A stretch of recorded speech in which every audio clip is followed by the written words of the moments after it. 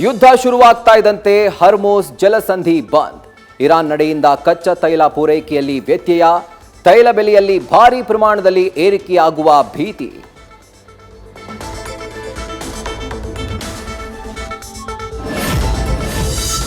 ಹರ್ಮೋಸ್ ಜಲಸಂಧಿ ಮುಚ್ಚಿದ್ರೂ ಭಾರತಕ್ಕಿಲ್ಲ ತೊಂದರೆ.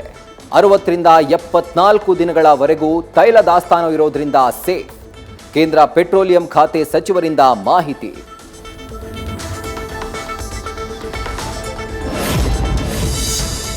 ಯುದ್ಧದ ಎಫೆಕ್ಟ್ನಿಂದ ಷೇರು ಮಾರುಕಟ್ಟೆಯಲ್ಲಿ ಭಾರೀ ಕುಸಿತ. ನಿಫ್ಟಿ 300 ಅಂಕ ಇಳಿಕೆ, ಸೆನ್ಸೆಕ್ಸ್ 1000 ಪಾಯಿಂಟ್ ಇಳಿಕೆ. ಹೂಡಿಕೆದಾರರಲ್ಲಿ ಈಗ ತಳಮಳ.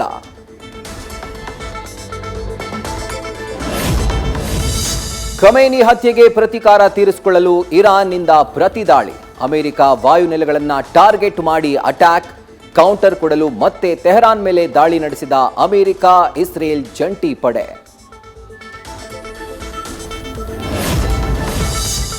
ಆಪರೇಷನ್ ಎಪಿಕ್ ಫ್ಯೂರಿಯಲ್ಲಿ ಅಮೆರಿಕ ಯೋಧರು ಸಾವು. ಇದಕ್ಕೆ ಪ್ರತೀಕಾರವನ್ನ ತೀರಿಸಿಕೊಳ್ತೇವೆ.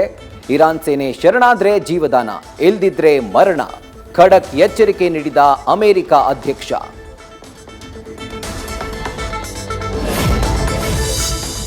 ಇರಾನ್ ವಿರುದ್ಧದ ಕಾರ್ಯಾಚರಣೆ ಬಹಳ ಸಂಕೀರ್ಣ. ಈ ಯುದ್ಧ 4 ವಾರದ ಪ್ರಕ್ರಿಯೆ, ತಿಂಗಳುಗಳೂ ನಡೆಯಬಹುದು. ನಮ್ಮ ಎಲ್ಲ ಉದ್ದೇಶ ಈಡೋವರೆಗೂ ಮುಂದುವರಿಯುತ್ತೆ ಅಂದ ಟ್ರಂಪ್.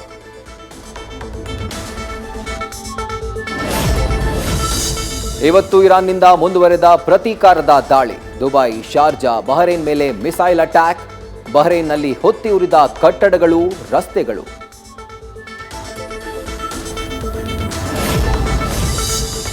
ದುಬೈ, ದೋಹಾ ಮತ್ತು ಅಬುದಾಬಿ ಏರ್ಪೋರ್ಟ್ಗೆ ಹಾನಿ. ಮಧ್ಯಪ್ರಾಚ್ಯದಾದ್ಯಂತ 3400ಕ್ಕೂ ಹೆಚ್ಚು ವಿಮಾನಗಳ ಹಾರಾಟ ರದ್ದು. ಮಾರ್ಚ್ 3ರವರೆಗೆ ಒಟ್ಟು 203 ಇಂಡಿಗೋ ವಿಮಾನಗಳ ಸೇವೆ ಕ್ಯಾನ್ಸಲ್.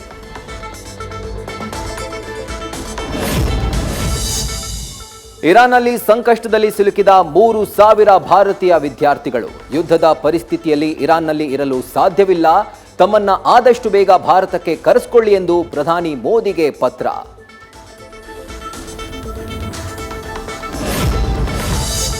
ಖಮೇನಿ ಹತ್ಯೆಗೆ ಪ್ರತೀಕಾರಕ್ಕಾಗಿ ಇಸ್ರೇಲ್ ಮೇಲೆ ಹೆಜ್ಬುಲ್ಲಾದಿಂದ ರಾಕೆಟ್ ದಾಳಿ. ಇದಕ್ಕೆ ಕೌಂಟರ್ ಕೊಡಲು ಇಸ್ರೇಲ್ ಸೇನೆಯಿಂದಲೂ ಅಟ್ಯಾಕ್.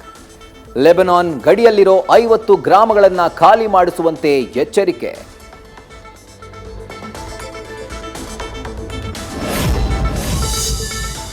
ಲೆಬನಾನ್ನಲ್ಲಿರುವ ಹೆಜ್ಬುಲ್ಲಾ ಉಗ್ರರ ಟಾರ್ಗೆಟ್ ಮಾಡಿ ಅಟ್ಯಾಕ್.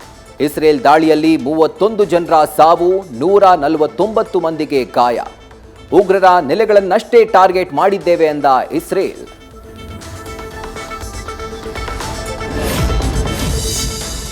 ಇಸ್ರೇಲ್ನಿಂದ ಲೆಬನಾನ್ ಮೇಲೆ ದಾಳಿ ಆಗ್ತಾ ಇದ್ದಂತೆ ಅಲ್ಲಿನ ಸರ್ಕಾರವು ಅಲರ್ಟ್. ಉಗ್ರರು ಮಾಡಿದ್ದ ರಾಕೆಟ್ ಫೈರಿಂಗ್ನ ಖಂಡಿಸಿದ ಲೆಬನಾನ್. ಇದಕ್ಕೆ ಕಾರಣರಾದವರನ್ನ ಬಂಧಿಸುವಂತೆ ಅಲ್ಲಿನ ನ್ಯಾಯಾಂಗ ಇಲಾಖೆ ಸಚಿವರ ಸೂಚನೆ.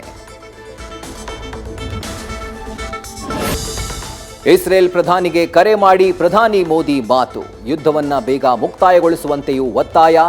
ಕದನ ವಿರಾಮ ಘೋಷಿಸಿ ಮಾತುಕತೆಗೆ ಆಗ್ರಹ.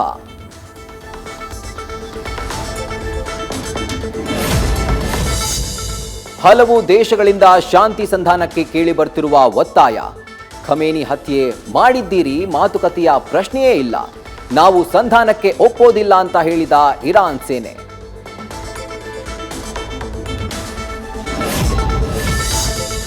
ಇರಾಕ್ನಲ್ಲೂ ಶುರುವಾಗಿರುವ ದಾಳಿಗಳು. ಒಂದು ಕಡೆ ಅಮೆರಿಕನ್ ಏರ್ಬೇಸ್ಗಳನ್ನ ಟಾರ್ಗೆಟ್ ಮಾಡಿ ಇರಾನ್ ದಾಳಿ.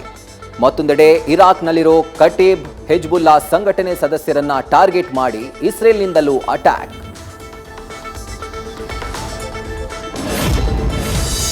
ನೀವಿರುವ ಪ್ರದೇಶಗಳ ಸುದ್ದಿಗಳನ್ನ ಗಮನಿಸಿ, ತೊಂದರೆಗೆ ಸಿಲುಕದಂತೆ ಮುಂಜಾಗ್ರತೆಯನ್ನ ವಹಿಸಿ. ಜಗತ್ತಿನಾದ್ಯಂತ ತನ್ನ ಪ್ರಜೆಗಳಿಗೆ ಎಚ್ಚರಿಕೆ ಸಂದೇಶ ರವಾನಿಸಿದ ಅಮೆರಿಕ.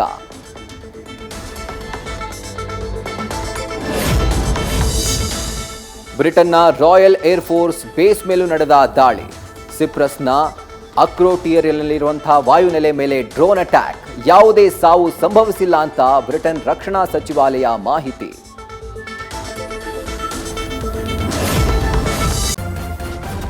ನ್ಯೂಸ್ ಫಸ್ಟ್, ನಿರ್ಭೀತಿಯಿಂದ ನಿಮ್ಮ ಪರವಾಗಿ.